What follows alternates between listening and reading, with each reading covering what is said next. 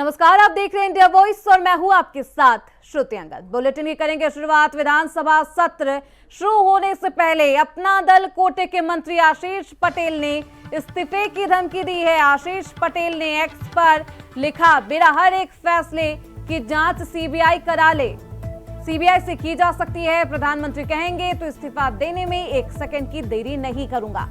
आशीष पटेल ने लिखा है, मीडिया और सोशल मीडिया में उनकी राजनीतिक हत्या के लिए अनगढ़ आरोप लगाए जा रहे हैं। प्राविधिक शिक्षा मंत्री आशीष पटेल ने प्राविधिक शिक्षा विभाग में डिप्लोमा सेक्टर में विभागाध्यक्ष पदों में प्रमोशन में गड़बड़ी करने का खंडन किया है। उन्होंने कहा, प्रमोशन में कोई गड़बड़ी नहीं हुई। आपको बता दें कि अपना दल यस की राष्ट्रीय अध्यक्ष और केंद्रीय मंत्री अनुप्रिया पटेल के पति हैं आशीष पटेल, जिन्होंने एक्स पर यह पोस्ट किया है और अपने इस्तीफे देने की धमकी दी है। आज लौह पुरुष सरदार वल्लभ भाई पटेल जी का परिनिर्वाण दिवस है और ये दिवस, ये अवसर हम सभी के अंदर, हम सभी के भीतर प्रेरणा और शक्ति का संचार करने का अवसर है। उनका कृतित्व और व्यक्तित्व हम सभी के लिए अनुकरणीय है और ऐसे दिन में मैं एक बार पुनः इस देश और समाज के निर्माण को उनके बताए हुए रास्ते पर चलकर पूरी निष्ठा और ईमानदारी से निभाने का संकल्प लेती हूँ। और आज के दिन और इस स्थान से बेहतर क्या वक्त हो सकता है जब मैं आपके सामने उत्तर प्रदेश की जो मौजूदा भारतीय जनता पार्टी की सरकार है, जो आकंठ तक भ्रष्टाचार में डूबी हुई है और जो जातिगत शोषण, विशेष रूप से पिछड़ों के हक, अधिकारों, अवसरों की लूट घसोट में लिप्त है, या ये कह लीजिए कि पिछड़ा विरोधी सामंतवादी सरकार है। ये वो सरकार है जो मानवीय भावनाओं से कोसों दूर जा चुकी है।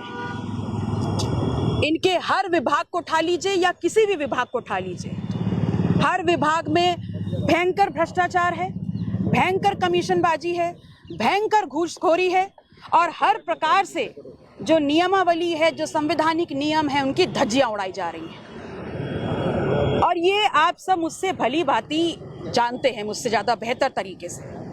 चाहे 69,000 शिक्षक भर्ती का मामले का घोटाला हो, चाहे बुंदेलखंड कृषि विश्वविद्यालय का मामला हो, जहां भी और जब भी शासकीय अवसरों में पिछड़ों के लाभ की बात आती है, वहां पर ये तमाम घोटाले बढ़ जाते हैं और उस पे सरकार चुप्पी साध लेती है।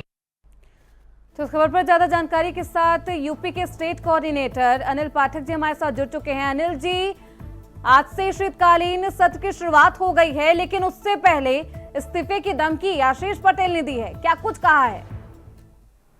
देखिए श्रुति, प्राविधिक शिक्षा मंत्री हैं आशीष पटेल। इन्होंने अपने ट्विटर पे और सोशल मीडिया के प्लेटफॉर्म पे कल देर रात में लिखा कि उनके विभाग में जिस तरह के आरोप लग रहे हैं उसकी सीबीआई जांच करा लें। प्रधानमंत्री ने अगर कहा तो सेकंड भी नहीं लगेगा, पद से इस्तीफा दे दूंगा। ये पोस्ट किया आशीष पटेल ने। आशीष पटेल जो अपना दल एफ है, उसकी राष्ट्रीय अध्यक्ष और सेंट्रल में मिनिस्टर अनुप्रिया पटेल के पति भी हैं। इन पर इल्जाम लगा है पॉलिटेक्निक कॉलेजों में हेड ऑफ डिपार्टमेंट के प्रमोशन में भ्रष्टाचार का आरोप है कि 25-25 लाख रुपए लेकर के प्रमोशन किए गए, बड़े पैमाने पर धन उगाही की गई। इस मुद्दे को लेकर के अनुप्रिया पटेल की बहन हैं, उन्होंने भी हमला बोला है और कहा है कि सरकार में पिछड़ों का गला घोटा जा रहा है। सीधा हमला है आशीष पटेल पर, अनुप्रिया पटेल पर, प्राविधिक शिक्षा विभाग में धन उगाही को लेकर के। बिल्कुल अनिल जी, जो सरकार भ्रष्टाचार के खिलाफ जीरो टॉलरेंस की नीति अपनाती है, इस बात का जिक्र करती है, उसी के मंत्री के खिलाफ भ्रष्टाचार का आरोप लग गया है। आखिर कोई सबूत भी है या फिर संगीन आरोप लगाए जा रहे हैं मात्र राजनीति करने के लिए? नहीं, देखिए जिस तरह से आरोप लग रहे हैं उसको लेकर के नियम कानून कायदे की बात हो रही है। जो आशीष पटेल हैं उनकी सफाई भी आई है, वहीं अनुप्रिया पटेल की जो बहन है पल्लवी पटेल, वो खुद भी विधायक हैं, उनका भी अपना राजनीतिक दल है। उन्होंने सीधा हमला बोला है और ये बात भी कही है कि उनके पास सबूत है कि इसमें 25-25 लाख रुपए लेकर के प्रमोशन दिया गया है। इस तरह से और भी विपक्षी दलों के नेता जो हैं वो प्राविधिक शिक्षा विभाग और आशीष पटेल को लेकर के हमलावर हैं। लिहाजा आशीष पटेल को सफाई देनी पड़ी है और वो भी सफाई ऐन वक्त पे दी है, विधानमंडल सत्र शुरू होने से पहले दी है, क्योंकि जाहिर सी बात है सत्र के दौरान मुद्दा जोर शोर से उठेगा और इस पर सरकार जो है कटघरे में भी खड़ी होगी। इसको देखते हुए आशीष पटेल ने पहले ही सोशल मीडिया प्लेटफॉर्म पर सफाई दी है और कहा है कि सीबीआई जांच करा ली जाए। उन पर जो आरोप लग रहे हैं और राजनीतिक द्वेष भावना से प्रेरित हैं, उनका कोई भी मतलब इस तरह का लेना देना नहीं है। निष्पक्ष रूप से जो है वो प्रमोशन किया गया, इस तरह की सफाई आशीष पटेल ने दी है। लेकिन फिर भी सियासत जो है वो काफी गर्म है, भ्रष्टाचार को लेकर, पिछड़ों के हक को लेकर, आरक्षण को लेकर के विपक्षी जो है वो आशीष पटेल और योगी सरकार पर निशाना साध रहे हैं। यानी कि सीधी भर्ती का ये पूरा मामला, भ्रष्टाचार के खिलाफ विपक्षी पार्टियां अपनी आवाज बुलंद कर रही है। आशीष पटेल पर कई संगीन आरोप लगे हैं। अनिल जी, अब क्योंकि क्या इस आरोपों पर कोई प्रशासनिक कार्रवाई की गई है और क्या सीबीआई की जांच अब होगी या फिर नहीं होगी? देखिए श्रुति, ये जो अपना दल एफ है ये एनडीए का घटक दल है, सहयोगी दल है। इसके कोटे में एक मंत्री हैं आशीष पटेल, इकलौते मंत्री हैं जिनका स्वतंत्र प्रभार है प्राविधिक शिक्षा, जो प्रदेश भर के पॉलिटेक्निक और आईटीआई कॉलेज हैं इनके विभाग में आते हैं और इसी में प्रमोशन को लेकर के ये आरोप लग रहे हैं। 25-25 लाख रुपए उगाही के आरोप लगे हैं। इससे पहले भी प्राविधिक शिक्षा महकमा जो है वो सुर्खियों में रहा है, भ्रष्टाचार को लेकर के और नियम विरुद्ध कानून कायदे को लेकर के, कार्रवाई को लेकर के चर्चा में रहा है। लेकिन इस बार जो आरोप लगा है वो बेहद गंभीर है और इस पर अब आशीष पटेल को खुद सामने आकर के सफाई देनी पड़ी है। हालांकि उन्होंने जो लिखा है कि अगर प्रधानमंत्री कहेंगे, मतलब नरेंद्र मोदी जी कहेंगे, तब वो 1 सेकंड में नहीं लगाएंगे इस्तीफा देने में। बात यहाँ योगी सरकार के मंत्री हैं वो, लेकिन वो बात प्रधानमंत्री जी की कर रहे हैं। जाहिर सी बात है कि लटकाने की, उलझाने की बातें हैं जो ये सफाई हैं। अब इस पे सच्चाई क्या है ये तो जांच के बाद ही पता चलेगा। लेकिन विभाग के भी जो कंपटीटर रहे हैं, जो हेड ऑफ डिपार्टमेंट प्रमोशन की दौड़ में रहे हैं, उनका भी इस तरह का आरोप है कि धन उगाही करके प्राविधिक शिक्षा महकमे में हेड ऑफ डिपार्टमेंट का प्रमोशन दिया गया है। जो डिप्लोमाधारियों के प्राध्यापक थे, जो लेक्चरर थे, उनको हेड ऑफ डिपार्टमेंट बनाया गया है। यानी कि अब सीबीआई जांच कराने की मांग खुद ही कर रहे हैं आशीष। अगर किसी को भरोसा ना हो मेरे फैसले पर तो सीबीआई जांच की जा सकती है उनके हर एक फैसले की। अनिल जी, क्योंकि अब ये लंबा चौड़ा पोस्ट तो लिख दिया गया है आशीष पटेल की तरफ से, लेकिन क्या किसी मंत्री की, क्या बीजेपी की तरफ से इस पूरे पोस्ट पर कोई प्रतिक्रिया आई है? क्योंकि उन्होंने साफ तौर पर कहा है कि प्रधानमंत्री अगर चाहेंगे तो मैं इस्तीफा दे दूंगा। देखिए श्रुति, अभी तक कोई सीधा प्रतिक्रिया नहीं आई है, लेकिन कहीं ना कहीं बीजेपी के अंदर खाने में भी प्राविधिक शिक्षा मंत्री पर जो आरोप लगे हैं उसको लेकर के चर्चा शुरू हो गई है। ये बात प्राविधिक शिक्षा मंत्री तक की ही नहीं है, ये बात समूचे अपना दल यस की है, भारतीय जनता पार्टी की है।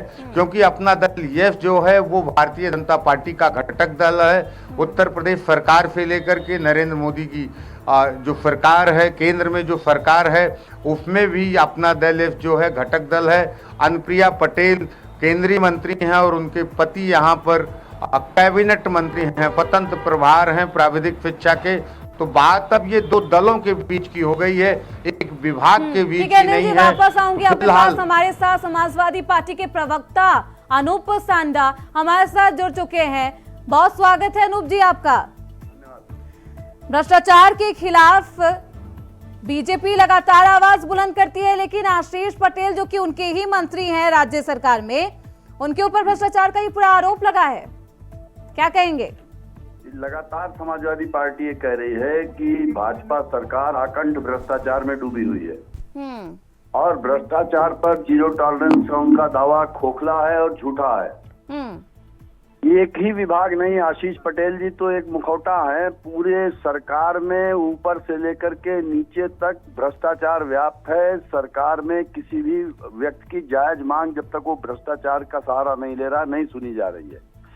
इस सरकार में अगर जरा भी नैतिक साहस है, और माननीय मुख्यमंत्री जी जो बार बार राम राज्य की सरकार का दावा करते हैं, अगर उनके अंदर जरा भी नैतिक साहस, तो उनको त्याग पत्र दे देना चाहिए। और श्री आशीष पटेल या जो भी मंत्री उनके भ्रष्टाचार में लिप्त हैं, और भी कई मंत्रियों के खिलाफ मामले आ चुके हैं जिनके बारे में चर्चाएं हो चुकी हैं। लेकिन सरकार लगातार जनता का ध्यान भटकाने के लिए सांप्रदायिक मुद्दे उठा करके, सांप्रदायिक ध्रुवीकरण का प्रयास करके, अपनी असफलता से, अपने भ्रष्टाचार से और जनता के प्रति सरकार की जो असंवेदनशीलता है उससे ध्यान भटकाने का काम करती है। लेकिन अनूप जी, लगातार आशीष पटेल के द्वारा कहा जा रहा है कि उन्हें उनकी राजनीतिक हत्या करने की कोशिश की जा रही है। ये मात्र षड्यंत्र है, साजिश है विपक्षी पार्टियों का। ये विपक्षी दलों की साजिश नहीं है, ये इस बात का प्रमाण है कि एनडीए के अंदर भारी उठापटक मची हुई है और एक दूसरे घटक दल को ही नेस्तनाबूद करने के लिए भारतीय जनता पार्टी प्रयास कर रही है। इसके पूर्व में भी अपना दल से कई विवादों के मामले प्रकाश में आते आते रह गए हैं। अनुप्रिया पटेल जी ने पिछले दिनों राज्य सरकार की मशीनरी की कार्यप्रणाली के ऊपर गंभीर सवाल उठाए थे। लेकिन ये अपना दल और एनडीए घटक में जो आपस में उठापटक मची हुई है, भाजपा में जो सरकार में उठापटक मची हुई, उसका साक्षात प्रमाण है कि आशीष पटेल जी प्रकारांतर से अपनी सफाई में कह रहे हैं मेरे खिलाफ साजिश हो रही है। हम तो कहते हैं माननीय मुख्यमंत्री जी अगर इतने जीरो टॉलरेंस वाले हैं तो इस प्रकरण की तत्काल इस पर श्वेत पत्र जारी करें, इसके बारे में जांच कराएं और माननीय मंत्री जी से इस्तीफा लें। लेकिन अपने इस्तीफे की पेशकश तो वो खुद ही कर रहे हैं, कह रहे हैं कि मोदी जाएंगे तो मैं दे दूंगा। पीएम मोदी एक बार बोल दे मैं सेकंड की देरी नहीं करूंगा इस्तीफा देने में, दिक्कत तो उनको नहीं है। वो कह रहे हैं कि जांच करा ली जाए। ये तो उन्होंने मोदी जी पर भी सवाल उठा दिया। ये तो मोदी जी पे भी सवाल हो गया कि उनका भी भ्रष्टाचार पे जीरो टॉलरेंस नहीं है। कहाँ तो एक तरफ आप 50 रुपए की घूस लेने वाले एक चपरासी को विजिलेंस से पकड़वा करके जेल भिजवाते हैं सरकार, और दूसरी तरफ उसके मंत्रियों पे गंभीर आरोप लगते हैं और वो मंत्री कहता है पानी प्रधानमंत्री कहेंगे तो मैं इस्तीफा दे दूंगा, और माननीय प्रधानमंत्री खामोश है। मुख्यमंत्री जी ने मुंह में दही जमा लिया है। तो ये इस बात का प्रमाण है कि ये सब आपस में मिली मार है। जब भ्रष्टाचार खुलता है तो ये लोग इस तरीके से आपस में एक दूसरे पर बातें टाल करके जनता के बीच में साबित करना चाहते हैं कि साहब ये सरकार तो बड़ी ईमानदार है, लेकिन कुछ लोग भ्रष्टाचार करते हैं, जबकि पूरी सरकार भ्रष्टाचार में डूबी है। ये सरकार, मेरा कहना है कि ये लूट की, झूठ की और फूट की सरकार है। लूट, झूठ और फूट के फार्मूले पर चल रही है कि जनता के बीच में सांप्रदायिक ध्रुवीकरण करके फूट पैदा करो। अच्छा ठीक है, अगर लूट, झूठ और फूट पर चल रही है अनूप जी, तो उपचुनाव के नतीजे उनके पक्ष में नहीं आते? नहीं अनूप जी, उपचुनाव में श्रुति जी जिस तरीके से सरकारी मशीनरी का दुरुपयोग हुआ है, और उस बारे में तमाम आप लोगों के चैनलों पर ही बहुत से वीडियोस चले हैं, सोशल मीडिया पे बहुत सी चीजें आई हैं। जिस तरह से सरकारी मशीनरी का दुरुपयोग हो गया है, सरकार ने अपनी शक्ति का जिस तरीके से दुरुपयोग किया है, वो उपचुनाव नहीं बल्कि भारत के लोकतंत्र को शर्मसार करने वाली एक तस्वीर थी जो उत्तर प्रदेश की सरकार ने दिखाई है। और ऐसे में अगर कई चुनाव में सत्ता बेशर्मी से अपनी ताकत का इस्तेमाल करके कोई चुनाव जीत लेती है, तो उसका मतलब ये नहीं कि सरकार की बड़ी लोकप्रियता हो गई है। यहाँ पर लोकतंत्र की हत्या कर दी गई। अगर फिर बात करेंगे अनूप जी, तो फिर इंडिया गठबंधन की सरकार बनी है झारखंड में, जम्मू कश्मीर में, फिर उसमें क्या कहेंगे? अभी बात आपने उपचुनाव की मैंने उपचुनाव के बारे में कहा। आप महाराष्ट्र में जानते हैं किस तरीके से हुआ कि बहुत से लोगों ने, कुछ गांव के लोगों ने मॉक पोल किए और अपने मॉक पोल में बताया कि हमारे वोट तो कहीं और गए थे, लेकिन ईवीएम में कहीं और निकले। मैं उन सवालों पे नहीं जाना चाहता हूँ, क्योंकि जिस विषय पे ठीक है। चलिए आखिरी सवाल अनूप जी, क्या लगता है आशीष पटेल जी इस्तीफा दे देंगे? प्रधानमंत्री उनको कहेंगे हाँ इस्तीफा दे दो, या फिर नहीं? देखिए, प्रधानमंत्री कहते या नहीं कहते ये बात गौड़ है। हमारा मानना है कि ये सरकार जो जीरो टॉलरेंस की बात करती है भ्रष्टाचार पे, इस सरकार पर के किसी मंत्री पर अगर बार बार भ्रष्टाचार के आरोप लगे हैं, और पहले भी दूसरे मंत्रियों पे आरोप लग चुके हैं, तो हम तो कहते हैं माननीय मुख्यमंत्री को ही त्याग पत्र देना चाहिए और जनता के बीच में साबित करना चाहिए कि वो वास्तव में राम राज्य के प्रतीक हैं। भगवान राम चलिए, अब ने तो देखना होगा एक कि आशीष पटेल जी का अगला कदम क्या होता है। बहुत शुक्रिया अनूप जी आपका हमारे साथ बातचीत करने के लिए, अपना वक्त देने के लिए। बहुत शुक्रिया अनिल जी आपका भी इन तमाम जानकारियों के लिए। आप निगाह बनाए रखिए। तो अब बढ़ते हैं अगली खबर की ओर। खबर रांची से है, जहां जेएसएससी सीजीएल परीक्षा रद्द करने की मांग की जा रही है। अभ्यर्थी आंदोलनरत हैं और एक बार फिर से जेएसएससी कार्यालय के घेराव की तैयारी में है। ऐसे में झारखंड पुलिस की ओर से विशेष चौकसी बरती जा रही है। अभ्यर्थियों के विरोध प्रदर्शन को लेकर बड़ी संख्या में पुलिस बल की तैनाती की गई है। साथ ही साथ fire brigade, water cannon, tear gas के साथ पूरे इलाके को पुलिस छावनी में तब्दील कर दिया गया है। अभ्यर्थियों के विरोध प्रदर्शन को लेकर बड़ी संख्या में पुलिस बल की तैनाती की गई है। साथ ही fire brigade, water cannon, tear gas के साथ साथ पूरे इलाके को छावनी में तब्दील कर दिया गया है। तो हजारीबाग की ये घटना है, जिसके बाद विशेष सतर्कता बरतने का आदेश पुलिस प्रशासन को जारी किया गया है। राज्य के डीजीपी ने हजारीबाग में हुई घटना को लेकर सभी जिलों के एसपी को निर्देश भी दिए थे कि ऐसी घटना दोबारा ना हो। हमारे साथ हमारे सहयोगी अजय पांडे रांची से ज्यादा जानकारी के साथ जुड़ चुके हैं। अजय, क्यों आक्रोशित है, क्यों आंदोलनरत है अभ्यर्थी, क्या कुछ इनकी मांगे हैं? देखिए, सीजीएल परीक्षा को लेकर के लगातार जो है झारखंड के जो छात्र हैं आंदोलन कर रहे हैं। और इस बार जो है विधानसभा के चुनाव के पहले 21 और 22 सितंबर को परीक्षा ली गई थी, और जिसमें राज्य सरकार ने पूरी सख्ती के साथ परीक्षा ली और इंटरनेट भी बंद कर दिया था।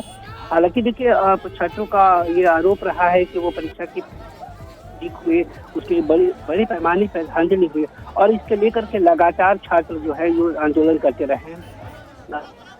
लगातार आंदोलन के बाद वो उपवास लंबे छात्रों का जो संघ है वो लंबे समय आया और लंबे समय तक सत्याग्रह आंदोलन भी कराया। लेकिन हालांकि इस चुनाव के बाद जो है वो प्रक्रिया समाप्त हो गई थी। लेकिन अब विधानसभा चुनाव समाप्त सरकार ने अब यानी बीजेपी ने अब वो रिजल्ट निकालने के बाद आज से वेरिफिकेशन शुरू कर दिया है, यानी सर्टिफिकेटों का वेरिफिकेशन शुरू कर दिया।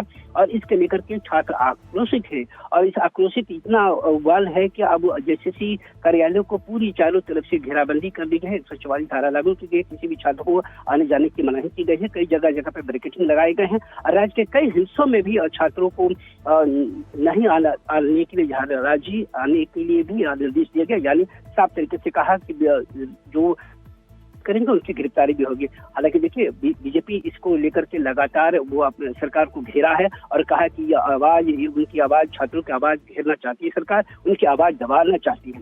तो पूरी तरीके से जेएसएससी कार्यालय को छावनी के रूप में तब्दील कर गया है और छात्र वहां धीरे धीरे पहुंच। जी,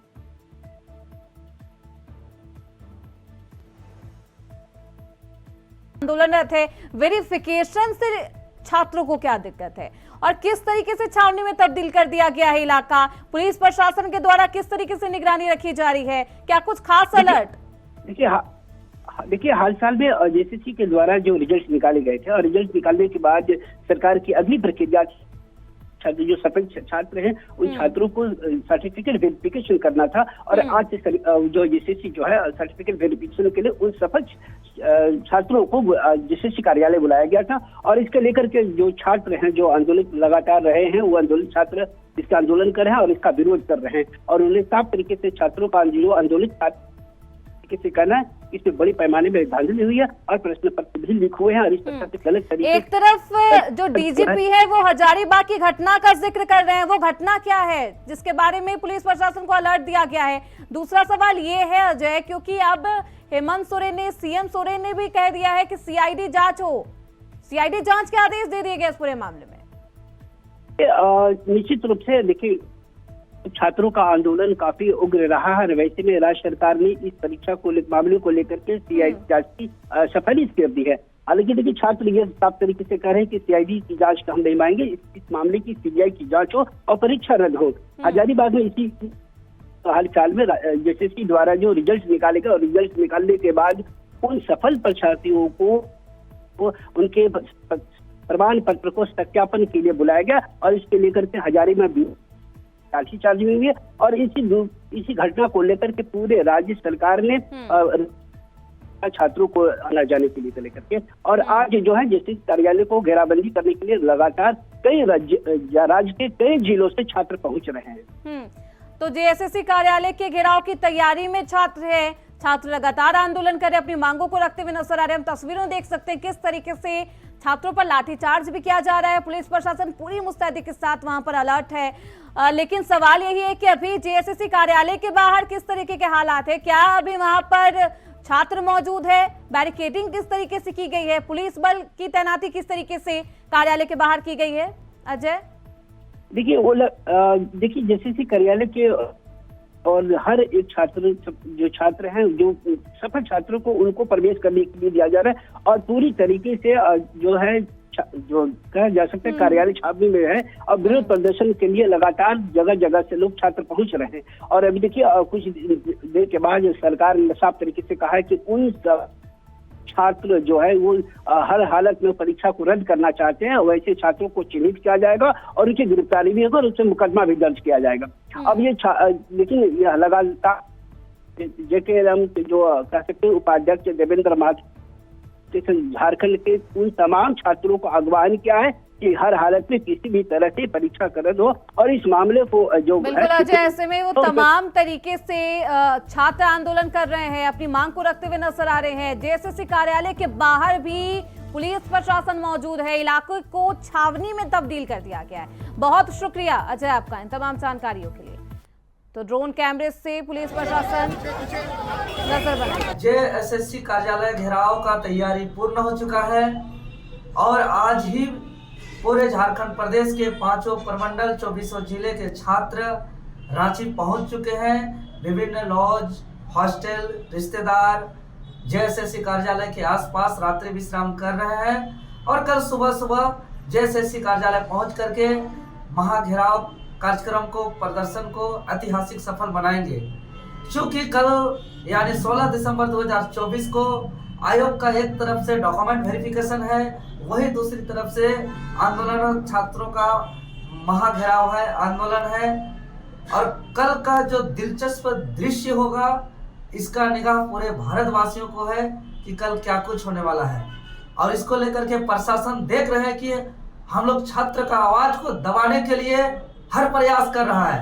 आपको बता दें साथियों, पहली बार ऐसा हो रहा है कि 24 जिला से हमारा फोन आ रहा है कि दुमका के हॉस्टल को घेराबंदी किया गया है प्रशासन के द्वारा, देवघर के छात्रावास पे पुलिस लगाया गया है, बोकारो, धनबाद, चतरा, लोहरदगा, गुमला के हॉस्टल पे प्रशासन लगाया जा रहा है। फिर भी छात्र वहां से निकल रहे हैं, तो जिला से बाहर निकलने नहीं दिया जा रहा स्टूडेंट को। प्रत्येक 24 जिला में ब्रेकेटिंग लगाया गया है, फिर भी किसी तरह वहां से निकल के आ रहे हैं। तो जितना रास्ते पे जितना जिला पड़ता है हर जगह ब्रेकेटिंग लगा रहे हैं। वहीं गौतम बुद्ध नगर में भूमि अधिग्रहण को लेकर चल रहे किसानों के आंदोलन को हवा देने की तैयारी। गौतम बुद्ध नगर से 12 संगठन के पदाधिकारियों के साथ सिसौली गांव राकेश टिकैत और नरेश टिकैत की मीटिंग हुई। अब 23 दिसंबर को ये मीटिंग की जाएगी। राकेश टिकैत ने कहा है कि किसान नेता चौधरी चरण सिंह जी के जन्म दिवस पर गौतम बुद्ध नगर में मीटिंग कर कड़ा निर्णय लिया जाएगा। किसानों की मांगों को लेकर देश में एक बड़ा आंदोलन करने की जरूरत है। पूरे गौतम बुद्ध नगर में 12 संगठन के करीब 140 लोग अब भी जेल में बंद है, उनका अविलंब रिहा किया जाएगा। तो 23 दिसंबर को यह बैठक की जाएगी। तो वहीं जौनपुर के केराकत तहसील में गांव डेहरी में मुसलमान अब अपने पूर्वजों के तलाश में जुट गए हैं। कुछ मुस्लिम परिवार के लोगों ने अपने पूर्वजों के हिंदू होने का दावा भी किया और कहा है कि अपने नाम के आगे वो लगातार दुबे तिवारी सरनेम लगाना शुरू कर दिया है। वहीं अब मीडिया में खबर चलने के बाद मुस्लिम भाईजान को धमकियां भी मिलनी शुरू हो गई है। गांव के रहने वाले भाईजान नौसाद अहमद दुबे कहते हैं कि जूना अखाड़े के महंत द्वारा मुझे निमंत्रण मिलेगा तो हम जरूर जाएंगे और प्रयागराज कुंभ मेला जाकर उसकी भव्यता देखेंगे। गांव के प्रधान पति बताते हैं कि गांव के कुछ मुस्लिम बंधुओं ने अपने सरनेम चेंज कर दिए हैं, लेकिन धर्म को नहीं बदला है। जो लोग अपने नाम के आगे दुबे तिवारी सरनेम लगाते हैं, उन्हें अब धमकियां मिलने लगी है, जो यहाँ के रहने वाले बता रहे हैं।